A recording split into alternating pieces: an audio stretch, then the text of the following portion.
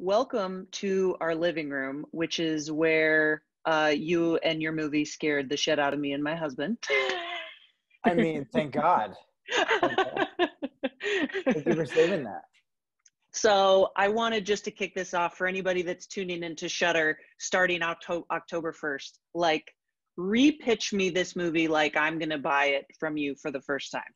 Okay, so this is an anthology movie that never leaves the campfire. Ooh. This is about two strangers who tell each other scary stories, but the scary stories come to life with sound design and score. But the scariest of all is that Fred isn't as good at storytelling as Fanny is.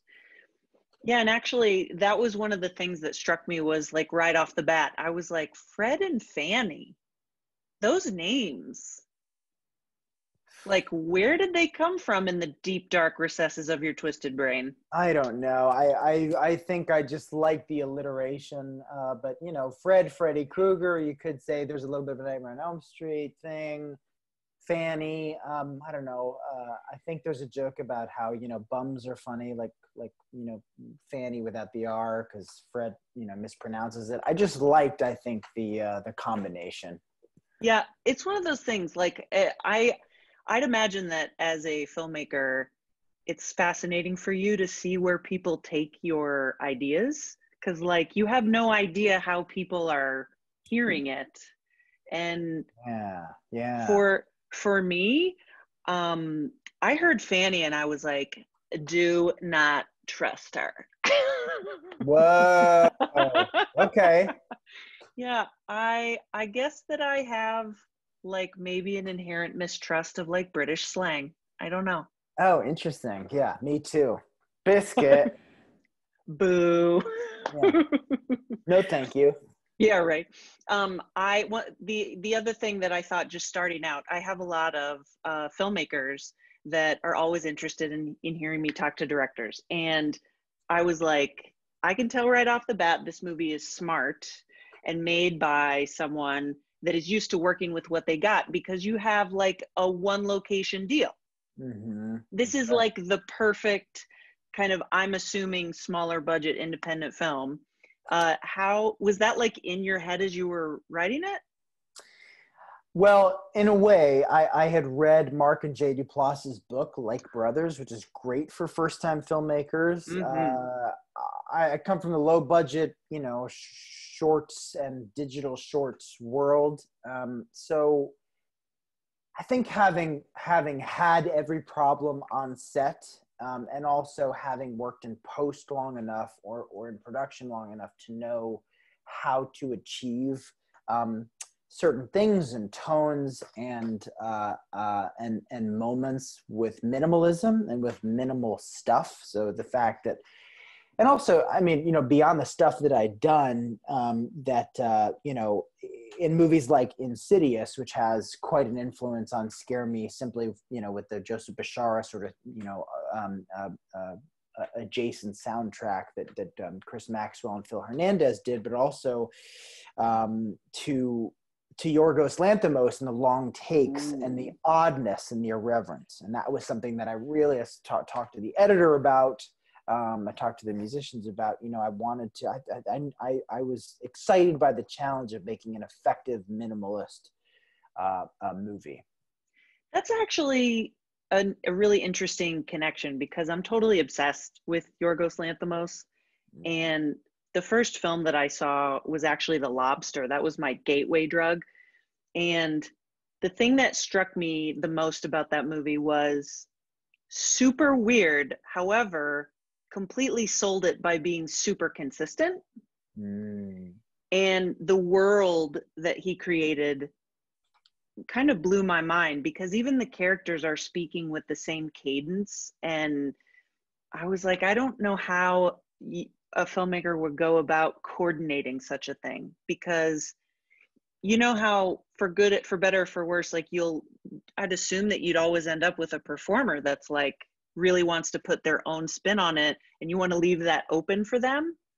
But as I'm thinking about this out loud, I think that that's something really similar to your movie, because Fanny and Fred are clearly like, I mean, you describe Fred as not being as good a storyteller, but I think that they're matching each other. And the result is really upsetting to watch in a great way. It is, yeah. I think if we're gonna get into spoiler territory, I think by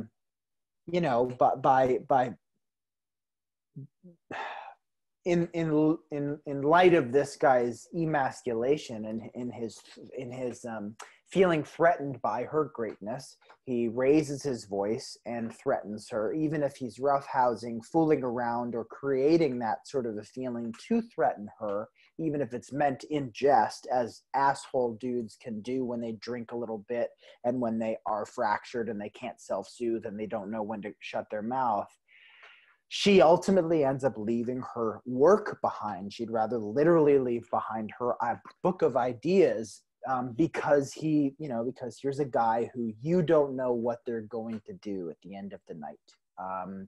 And it's the first time, unfortunately, in the time we know Fanny, that she raises her register and speaks at a lower volume, where she's suddenly out of her power. And that's because she's in the presence of that a lot of women find themselves in, which is, I don't know what this man is going to do. It's the end of the night and I don't know what he's going to do. So I'm just going to default to this sort of shielded position. Right. Default to that inherent thing. I've really been thinking about this a lot lately, because you're seeing like so much frightening behavior from people that stems from whatever you want to say. I would say that it's fear. And they're striking out, and automatically your animal brain is like, this is how to ease my way out of this situation. Yeah. And like, I can just not turn my back and run out the door. And I think that watching stuff on Shudder actually has brought me so much comfort, weirdly, recently. Yeah. Because with all the really creative, great stuff that I've found on there, it just helps remind me that like things can get so much worse in our world. And I'm like, yeah, like I don't think I'm going to be taking a vacation to a cabin, and that's thanks to you guys. How did you find that location? Like, because yuck. I think Instagram, honestly. I knew we were shooting in my hometown, and that there were probably a good share of cabins, but we couldn't afford a location scout. We couldn't afford a lot of things. So like DP and I were sort of scouring Instagram and Airbnb in the area, and found one place in particular that we reached directly out to that, that thankfully worked out. That the cabin had to be a character in and of itself. And it certainly did end up that way. It had to photograph well, and also too, those things that you don't quite think of from a directorial standpoint is, not only do you need the place to look this way, but you need a place that has extra room for spillover, crew, sleeping gaffers, equipment. You know what I mean? A production office, an area to get your makeup done. So it's like, oh, okay. So we not only need the photographable part of this house that feels like, if the fun looks like a fun location, but you need like you need a workspace basically. And that's thankfully what we found. I was going to ask you, like, were any of the crew, like, was that location doubling as like a place where everyone was staying? Because it seems like might be a money saver. No, we ran into, there was no one that ended up staying there. I think that was briefly part of a conversation, but we just ultimately, for crew morale, you never want to put anyone up where you're shooting. So we got, I think, up to 3 crew houses in town, and then would sort of, we'd come to work and clock out at the end of the day. And then we had a crew van for anybody at the end of the week who wanted to take it and go home. Yeah, this sounds super profesh. And it's like, this sounds like a man that knows you, if you want your crew to be awesome, you can't just feed them pizza every day. You need to take good care of these people that work so hard, and ultimately made your movie look super creepy and totally pulled off. I'd assume what you were going for, because I was like, I don't want to go cabin ever again. Yeah. Yeah, luckily it worked out. When you're spending that much time with all of your colleagues, with your crew and your cast, were you surprised to learn anything about them in that relatively small space? Because I kind of found myself thinking about Tarantino and Hateful Eight, you know, where it's slightly different, you know, situation, but just like everybody's together for better or for worse. I mean, I brought together such a wonderful crew, and it's just so lovely to watch. Like, you know, my DP brought aboard a crew that doesn't often get to work on narrative stuff. So it was this cool amalgamation of crew that would work on, like, you know, industrials and short films, only to come aboard and do, you know, so like money making stuff in New York, like gig economy stuff, and then to go like, oh my God, hell yeah, I'll come aboard and do a movie. I don't care how big or small it is. And there were folks who came aboard who were fans of Aya and CollegeHumor, and, you know, and also just simply like lived up there as this cool thing happening in the Hudson Valley, where I'd hope to make all my films, you know, not only because it's where my heart is, it's where my home is, but because, you know, there's a great economy, a great gig economy and network of production and of crew members who are so great at their jobs and who are locals, and you know, and they're pros who literally get to live in the country and make movies, and it's such an exciting thing to you know, to bring them work. So I think if there's anything I learned about folks, it was just like, you know, how excited they were to do something that felt a little different, and also, like, you know, I provided as the leader to the best of my ability and a feeling of collaboration. So one of my favorite memories of the movie is we were trying to get the shadow effect of this werewolf head to work. And I think it was like, you know, it might've been a werewolf mask or something like that. And I was trying to puppeteer it, and then I couldn't quite get it right. And I wanted it to move in a certain way. And my key grip, Talon, who was a very soft-spoken guy, was like, can I try? And just came in and just like took it and gave it a try, and ended up like being way better than certainly I did. And, you know, cause he knew where the light was better than anybody else, certainly better than I did, and kind of how to manipulate it or make it work to the best of its ability. So that was a really cool thing to see, and a cool vibe to get across. Yeah, and it's like that moment when it's always the quiet ones, first of all, that come Yeah. in and they're like surprising you. And just to see something that you have wrote down come to life that way, or just to see an idea that you created, you know, somebody, the soft-spoken one comes in and is like, I'm going to nail this. Like, that's the Yeah. creativity of film that I love so much. I think that it really shines through in movies like yours, because like, as a deep fan of horror, I felt like this is my movie. Like, this is for me, because this dude Mhm. also loves horror. It cracked me up that Fred knew Fanny's book when Mhm. they initially meet. Mhm. And I don't think, though, that it was like the suavest way to reveal that you're a fan. And I was wondering if you've ever had a moment like that, because like with your movie being accepted at Sundance and all this CollegeHumor accomplishments that you've made, like, have you Mm. ever just embarrassed yourself in front of someone you were a fan of? Oh my God, Justin Theroux and Kristen Bell at the same party, no doubt. No. Yeah, like I just was like, it was like, just stop talking. I think I had like 3 beers in me. Went up to Kristen Bell and was just like, thank you so much for doing a Star Wars sketch. It's so great. She was like, thank you. She was so sweet. And I was also, you know, I'm not tall, but I was like, I'm taller than her. And she was just, I was like probably looking down at her like this, like, thank you. So pathetic. And then Justin Theroux, I think I was just like, it's so cool. You get to, like, you know, live in New York and write, you know, you're a writer, but you're also an actor. And he was like, thanks. I think that's how I feel like I come off anyway, in these situations. So yes, the long answer longer, I've definitely done it, and on numerous occasions. Oh my God. And Justin Theroux, like, I think if I, you know, he wasn't wearing any leather when I interviewed him, but if he had been, I think I would have fangirled out for the leather like as much as him. I know, yeah. Yeah, and it's just like, I don't know, he's just the coolest. He looks great. He's really cool. He looks great.